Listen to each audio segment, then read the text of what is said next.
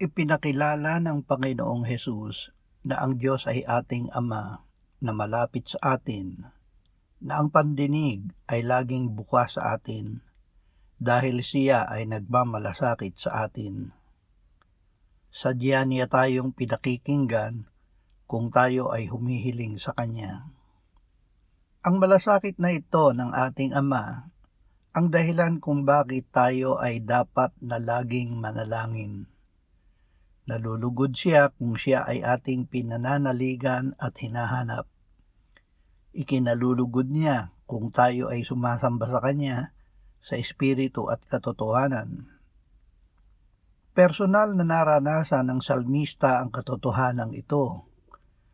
Kaya't sinabi niya, "Minamahal ko ang Panginoon sapagkat Kanyang dininig ang aking tinig at aking mga hiling. Sapagkat ikiniling niya ang Kanyang pandinig sa akin, kaya't ako'y tatawag sa Kanya habang ako'y nabubuhay."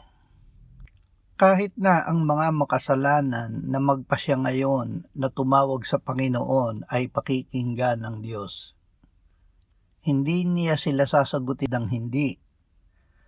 Matiyagan niya silang pakikinggan at tatanggapin na may kagalakan.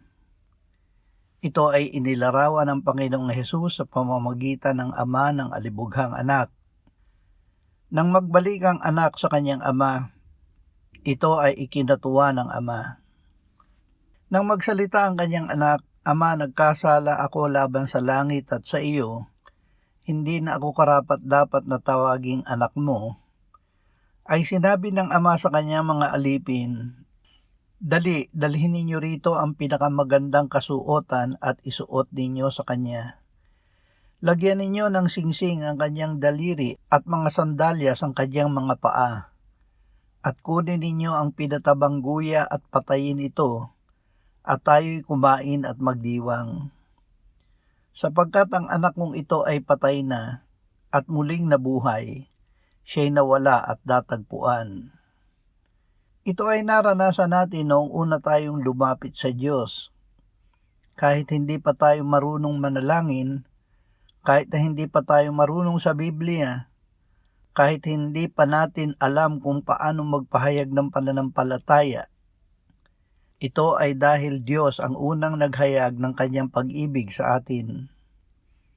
Pinatunayan ng Diyos sa atin ang Kanyang pag-ibig dahil noong tayo ay mga makasalanan pa, si Kristo ay namatay para sa atin. Mararanasan natin ang Diyos ay laging nakikinig sa atin sa paraan ng paghanap at pagbubukas ng ating pandinig sa Kanya. "Kayo'y tatawag sa akin at kayo'y lalapit at dadalangin sa akin at diringgin ko kayo. Hahanapin ninyo ako at matatagpuan kapag hinanap ninyo ako ng inyong buong puso." Ang Panginoon ay malapit sa lahat ng sa Kanya'y nananawagan, sa lahat ng tumatawag sa Kanya sa katotohanan.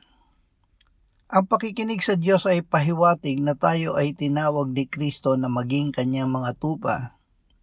"Pinapakinggan ng aking mga tupa ang aking tinig, at sila'y aking kilala, at sila'y sumusunod sa akin."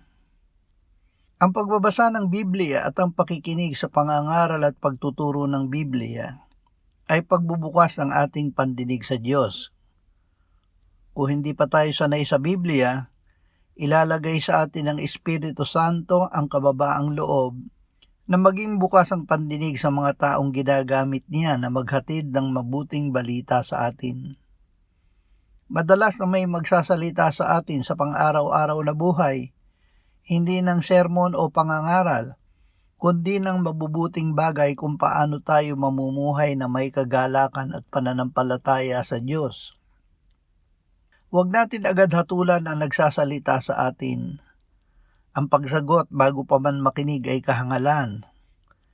Gawin nating ugali na maging mabilis sa pakikinig, marahan sa pagsasalita at mabagal sa pagkagalit.